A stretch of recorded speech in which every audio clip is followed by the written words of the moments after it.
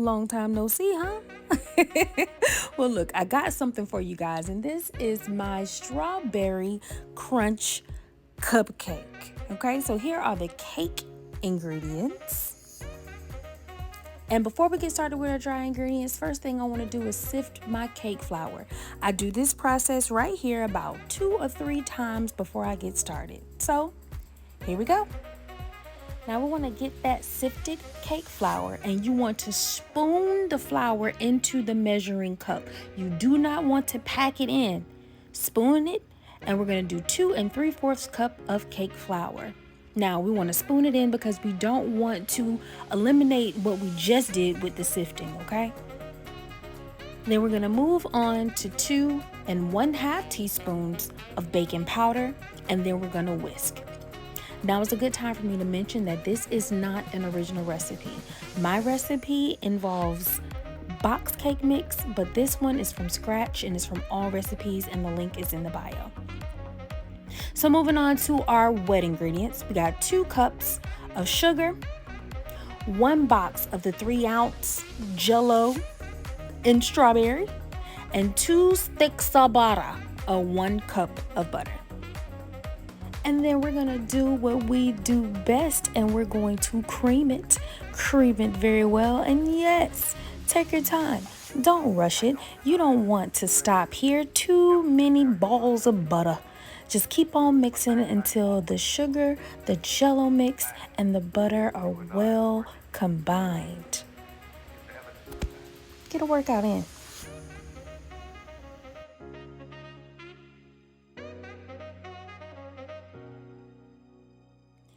Okay, so now we're gonna get 4 large eggs. It is very important that your eggs are at room temperature.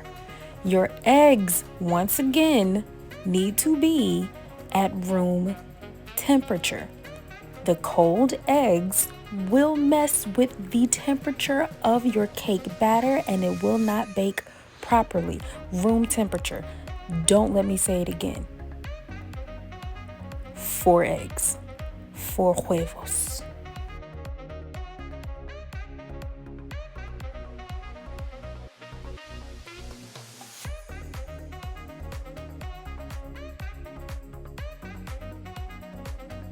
Okay, now this next step is very important. We're gonna alternate the dry ingredients with milk. Now you only want to do 1/3 of this mixture at a time, because you're going to do half of the moo juice or the milk. So when we alternate any type of dry and wet ingredient, you always want to start with a dry ingredient and end with a dry ingredient, okay? So this is the second half of the cup of milk. And as noted before, we want to end with the dry ingredients. This is where a lot of bakers tell you do not overmix. It's this process here. Okay, want to do 1 tablespoon of vanilla. And this is going to be a 1/2 cup of strawberry puree. I have a picture I'm going to insert here of what I used for this quote unquote puree. And if I'm going to be honest, I don't have a food processor, so what did I do? I mixed it as much as I could to get it as fine as I could, but of course I didn't get the big chunks of strawberry out. So this is what you're saying. You don't want to have big chunks of strawberry. It's going to be a mushy mess. So you want to fill this 2/3 of the way to the top. Bake it at 325 for 16 to 18 minutes, and your toothpick should have a little bit of crumb because we don't want to overbake. Sit this in this baking tin for about 5 minutes and then pull them out. Remember, your moisture comes from not over baking and not over mixing. Look at this, y'all. Look at how pretty, look at how gorgeous this looks. Oh, okay. So for the frosting, I used a cream cheese frosting, and I flavored it with some of the strawberry puree, some of the syrup that was there. And with the strawberry crunch, I will link how to precisely make this crunch in the video at the end, okay? But look at how moist this strawberry cupcake is. Look at this. Oh my gosh. Oh my gosh, look at that. Look at that texture.